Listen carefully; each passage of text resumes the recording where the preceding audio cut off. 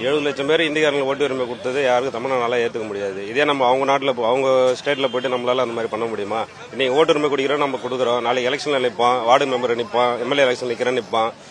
திருப்பூரில் கூட இப்போ ஒரு தமிழ்நாடு போட்டு அவ்வளோ இந்திக்காரங்க ஃபுல்லாக இப்போ திருப்பூர்ன்றது நார்த் இந்தியன் மாதிரி ஆகி போயிடுச்சு.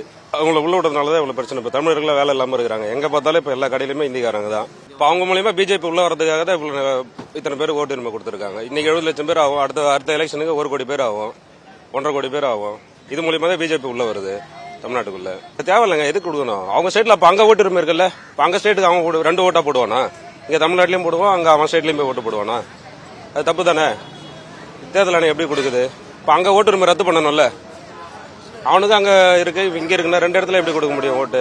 எல்லாம் இப்ப ரேஷன் கடை முதற்கொண்டு எல்லாமே அவங்க தான் இருக்கிறாங்க. எல்லா தொழிலையும் வந்துட்டாங்க. இப்ப டிரைவிங் ஃபீல்ட்லயும் எல்லா தொழிலையும் வந்துட்டாங்க அவங்க. தமிழ்நாட்டிலே கிட்டத்தட்ட ஒரு 1/4 பேர் இருக்கிற எல்லா இடத்தையும் ஆக்கிரமிப்பு பண்ணிட்டாங்க. சென்னை ஃபுல்லாவே இப்போ அவங்க தான் இருக்காங்க. பீச் பார்த்தீங்கன்னாலே நீங்க தமிழ் ஆளுங்களே இந்த ஞாயிற்றுக்கிழமை நாளைக்கு வந்து பார்த்தீங்கன்னா தமிழ் ஆளுங்க யாருமே பீச்சில் இருக்க மாட்டாங்க. மொத்தமாக வடமாநில ஆளுங்க தான் ஃபுல்லாகவே பீச்சே ஆக்குபை பண்ணிட்டாங்க. பாண்டிச்சேரி, விழுப்புரம் இருக்கிற எல்லா டிஸ்ட்ரிக்ட்லேயும் வந்துட்டாங்க. இப்போ இதுக்கும் நம்மளுக்கு அவங்களுக்கு முன்னுரிமை கொடுத்துனே இருந்தோம்னா தமிழ்நாடு ஃபுல்லாகவே அவங்க இது பண்ணிடுவாங்க. இப்போ என்எல்சி பார்த்தீங்கன்னா நெய்வேலி சைடு மொத்தமாக அவங்களோட இதுதான். இப்போ நம்ம போய் அங்கே வேலை கேட்டால் கூட அவங்களுக்கு தான் முன்னுரிமை கொடுக்குறாங்க, நமக்கு வேலைக்கு அந்த. ஏன்னா அவங்க ரொம்ப நேரம் வேலை செய்கிறாங்க. அவங்க எல்லாருமே வந்து பூர்வீகமாக அங்கேயே வந்துட்டாங்க. அதனால் இப்போ இருக்கிற இதுவுமே அவங்களுக்கு வாக்காளர் இதெல்லாம் கொடுத்தோன்னா இங்கே இருக்கிற ஆளுங்க அதுக்கு தெரியாமல் போயிடுவாங்க சுத்தமாக. அப்புறம் தமிழ்நாட்டில் இருக்க அந்த வேலைவாய்ப்பே குறைஞ்சிரும் சுத்தம். இதுக்கு முன்னாடியே பூர்வீகமாக அங்கே இருக்கிறாங்கல்ல, அவங்களுக்கு அந்த முன்னுரிமை எதுவுமே இல்லாமல் போயிடும்.